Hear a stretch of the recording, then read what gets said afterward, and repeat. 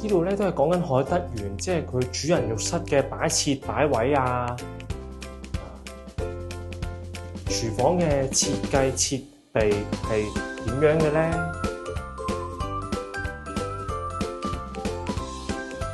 係啦，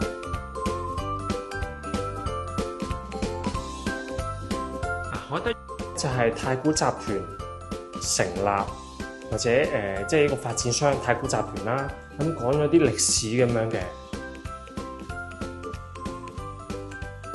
咁有太古城啊、太古廣場啊之類嗰啲嘅設計發展嘅歷史啊等等。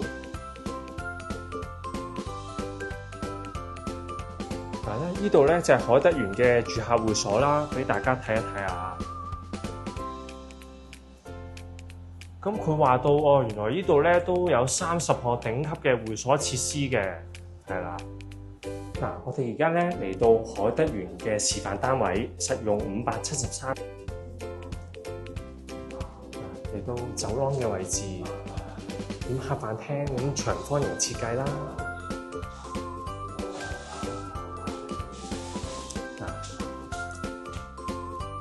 咁嚟到開廚嘅位置咧，咁大致上望落都入型嘅格嘅，暗黑色嘅設計啦。咁煮食爐啊、焗爐啊、電磁爐、抽油煙機都用上 Miele 嘅牌子啦。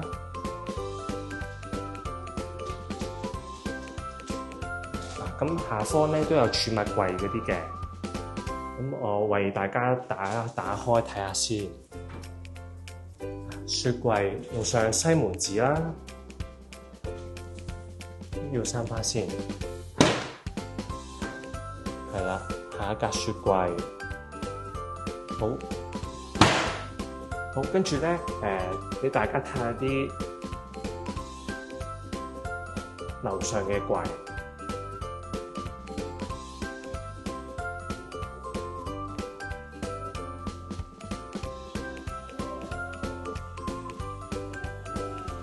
呢度閂返佢先。咁佢櫃嘅儲物空間咧都可以顯示得非常之清楚㗎啦。廚房大致上咁多。咁幻想下我個人認為啦，咁右手方就可以放部電視機位啦，咁左手邊就可能放張梳化咁樣嘅。咁係啦。嚟到浴室嘅設計啦，見到咧咁就有樓上嘅抽風系統啦，浴室寶用30電機牌子嘅，跟住咧就企缸設計都用上一啲磁石磚、木紋磚等等，感覺非常明亮嘅，乾淨。去到咧呢個主人嘅套廁。咁一樣，咁都係有30電機嘅浴室寶啦。咁大致上鏡櫃啊，一啲洗手盤就嘅設計非常之極具藝術感嘅。首先嚟到細房啦，咁我個人認為咧，就可以放一張咁嘅單人床，咁儲物嘅空間都可以放少少嘅，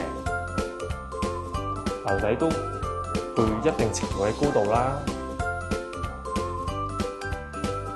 跟住咧，我哋嚟到主人房啦。咁咧，佢就有個工作平台、露台嘅位置啦。咁見面積尚算大啲嘅。咁咧記住兩邊有窗啦，咁樣係啦。咁光線通透又通風，咁大致上可能幻想下呢度咧，可以放一張床，三邊落床都綽綽有餘，係啦。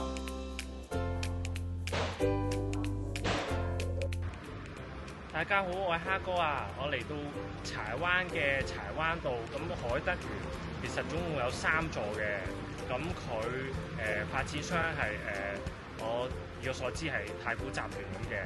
咁佢3座，每一座嘅層數都39樓至41、2樓不等。咁佢知道有啲景觀咧就係望到海，但當中有唔好啦。咁有啲景觀就望風景咁樣為主嘅。咁大家即係每個人意見觀點角度唔同，咁大家可以參考下先。咁我講一個優勢，我嚟到呢個實地就係覺得佢呢個交通個網絡都好發達嘅，生活配套都齊全。